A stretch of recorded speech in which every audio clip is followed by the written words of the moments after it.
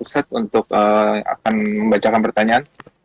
Fadol, Akioji, Ahlan, Assalamualaikum warahmatullahi wabarakatuh, Ustaz. Waalaikumsalam warahmatullahi wabarakatuh. Ahlan wa sahlan. Ahlan bik, Ustaz. Assalamualaikum, Masya Allah. Gimana kabarnya, Kang Oji? Alhamdulillah khair, Ustaz. Kekal, Ustaz. Alhamdulillah bi khairin wa afiyah. Barik fik, Ustaz. Wa fik wa barak. Afwan, Ustaz, izin menyampaikan pertanyaan-pertanyaan masuk, Ustaz. Ini sudah banyak sekali, Ustaz. Nah. Baik. Bismillah, semoga Allah Tabaraka Ta'ala selalu mencurahkan rahmat, taufik dan hidayah untuk Ustaz Syafiq Hafizahullah Ta'ala beserta keluarga dan seluruh kaum muslimin. Amin amin ya Rabb. Pertanyaan pertama, Ustaz, ini banyak pertanyaan, Ustaz, yang mengatakan bahwa mereka baru hijrah. Lalu banyak ya cobaan, mulai dari ekonomi sampai kata-kata yang mematahkan semangat, terutama dari kerabat keluarga. Mungkin mohon nasihatnya, Ustaz, supaya kuat dalam menjalankannya, supaya istiqomah juga, Ustaz. Lalu bagaimana cara membangkitkan semangat yang sedang futur ini, Ustaz? Mohon nasihatnya, Ustaz. Barakallahu fikum. Nah, muhibbati fillah. Apa yang dialami oleh seorang yang baru hijrah itu hal yang wajar, lumrah, natural yang seperti itu. Bagaimana ketika Bilal masuk Islam? Kita tahu kisah Bilal. Engkau tidak separah Bilal bin Rabah yang kemudian disiksa oleh Umayyah bin Khalaf, dipendam di pasir, diarak keliling kota sama anak-anak di kota Mekah, dijemur di bawah terik matahari, dan Bilal mengatakan ahadun ahad, ahadun. Sumayyah binti Khayyat, ibunya Ammar bin Yasir. Bagaimana kondisi dia? Diletakkan di tanah, diikat kaki dan tangannya, terus dipecut, dipukul agar dia keluar dari keimanannya. Sampai pada akhirnya Abu Jahal kesel sama dia. Dia ambil tombak, dia tusuk kemaluannya sampai mati. Apakah kau seperti itu? Mungkin ada yang ujiannya seperti Sa'ad bin Malik, Sa'ad bin Abi Waqqas. Ketika masuk Islam, ibunya bersumpah tidak akan makan sampai saat keluar dari Islam. Dan betul, ibunya menjalani sumpahnya. Dia tidak makan sampai kondisinya kritis. Keluarganya kalau mau ngasih makan dibuka mulutnya untuk disuapin. Tapi tetap sang ibu tidak mau.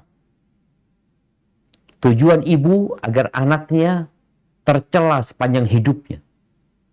Kau nanti akan dikatakan oleh penduduk Mekah, qatilu ummi. Ini yang lewat nih, ini pembunuh ibunya sendiri.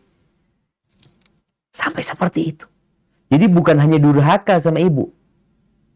Sampai tingkatan ini pembunuh ibunya sendiri.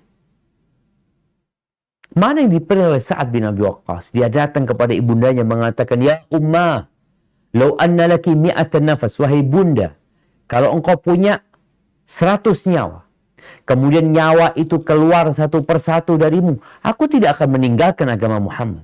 Dia terserah engkau mau makan, gak mau makan, ya udah gak usah makan. Kuliah udah, engkau mau makan silakan, gak apa-apa. Akhirnya ibunya makan. Artinya ujian itu akan datang. Kalau dikatakan bagaimana ungkapan-ungkapan, celaan, makian yang membuat semangat menjadi kendur.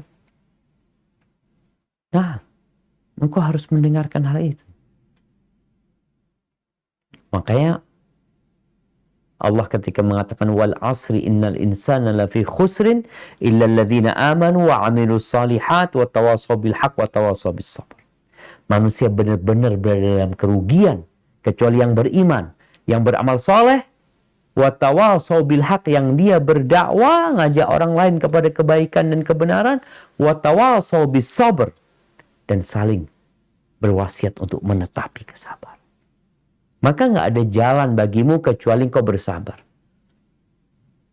Baca sejarah perjalanan hidup orang-orang yang beriman. Sehingga engkau melihat, oh nggak seberapa apa yang aku alami dengan yang dialami oleh Khabbab bin Arat yang dibakar dia, punggungnya, nggak ada apa-apa. Bagaimana hijrahnya para sahabat sampai tidur di masjid. Mereka meninggalkan rumah, meninggalkan keluarga, pekerjaan, datang ke kota Madinah, nggak punya apa-apa di masjid. Mereka jalani. Karena mereka tahu ini proses harus dilewatin gitu.